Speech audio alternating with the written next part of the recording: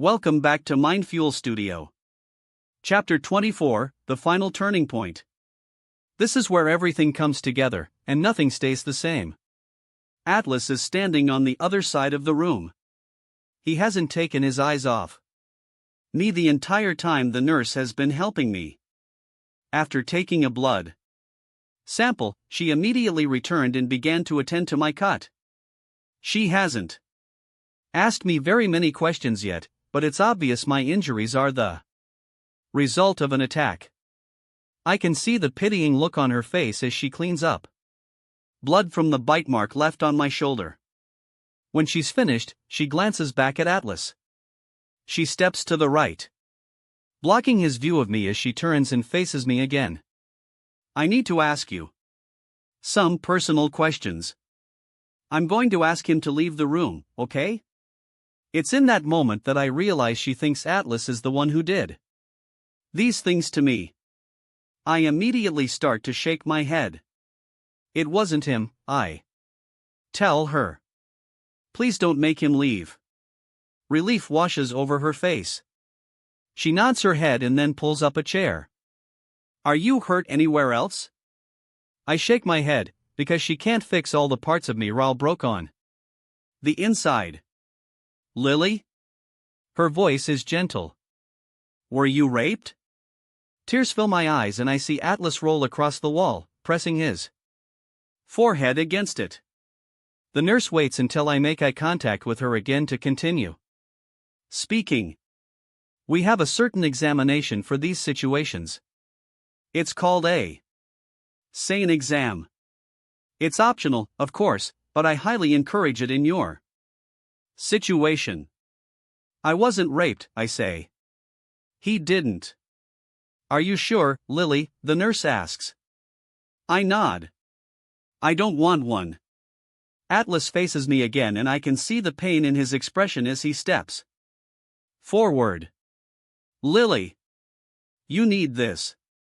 His eyes are pleading. I shake my head again. Atlas, I swear. I squeeze my eyes shut and lower my head.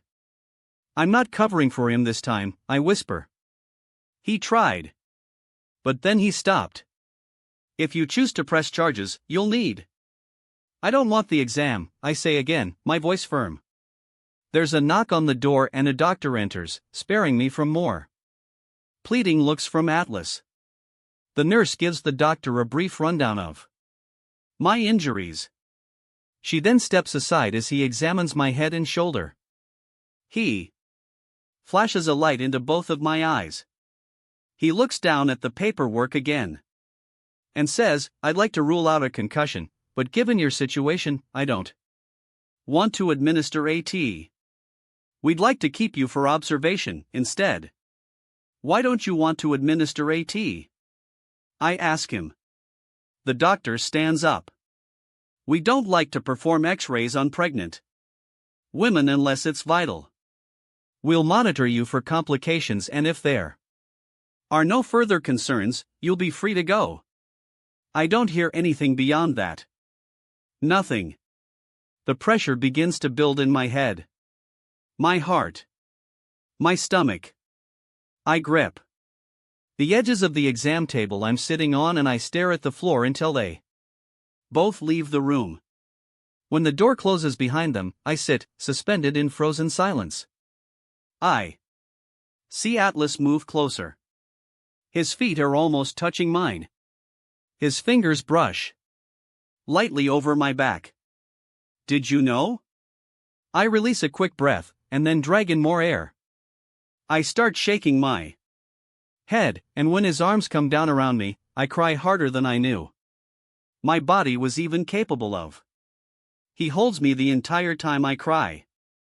He holds me through my hatred. I did this to myself. I allowed this to happen to me. I am my mother. I want to leave, I whisper. Atlas pulls back. They want to monitor you, Lily. I think you should stay. I look up at him and shake my head. I need to get out of here. Please. I want to leave. He nods and helps me back into my shoes. He pulls off his jacket and wraps it around me, then we walk out of the hospital without anyone noticing. He says nothing to me as we drive. I stare out the window, too exhausted to cry, too in shock to speak. I feel submerged. Just keep swimming. Atlas doesn't live in an apartment. He lives in a house. A small suburb outside of Boston called Wellesley, where all the homes are beautiful, sprawling, manicured, and expensive. Before we pull into his driveway, I wonder to myself if he ever married that girl, Cassie. I wonder what she'll think of her husband bringing home a girl he once loved who has just been attacked by her own husband. She'll pity me. She'll wonder why I never left him. She'll wonder how I let myself get to this point. She'll wonder all the same things I used to wonder about my own mother when I saw her in my same situation. People spend so much time wondering why the women don't leave. Where are all the people who wonder why the men are even abusive? Isn't that where the only blame should be placed? Atlas parks in the garage. There's not another vehicle here. I don't wait for him to help me out of the car. I open the door and get out on my own. And then I follow him into his house. He punches in a code on an alarm and then flips on a few lights. My eyes roam around the kitchen, the dining room, the living room. Everything is made of rich woods and stainless steel. And his kitchen is painted a calming bluish green, the color of the ocean. If I wasn't hurting so much, I would smile. Atlas kept swimming, and look at him now. He swam all the way to the fucking Caribbean. He moves to his refrigerator and pulls out a bottle of water, walking it over to me. He takes the lid off and hands it to me. I take a drink and watch as he turns the living room light on, then the hallway. Do you live alone? I ask. He nods as he walks back into the kitchen. Are you hungry? I shake my head. Even if I was, I wouldn't be able to eat. I'll show you your room, he says. There's a shower if you need it. I do. I want to wash the taste of scotch out of my mouth. I want to wash the sterile smell of the hospital off of me. I want to wash away the last 4 hours of my life. I follow him down the hallway into a spare bedroom where he flips on the light.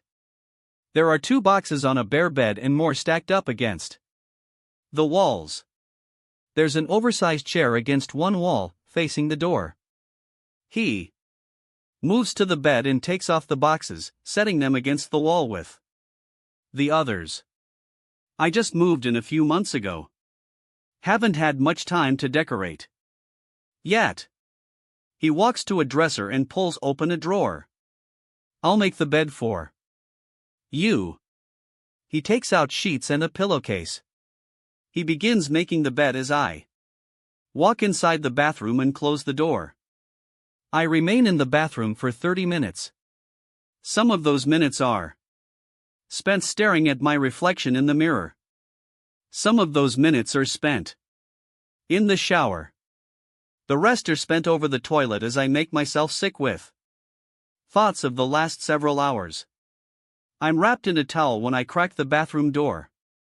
Atlas is no longer in the bedroom, but there are clothes folded on the freshly made bed. Men's pajama bottoms that are too big for me and a t-shirt that goes past my knees.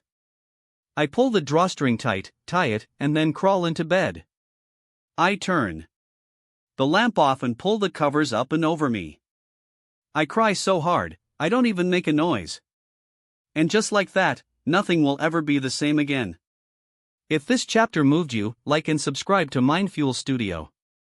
Stay with us till the very end.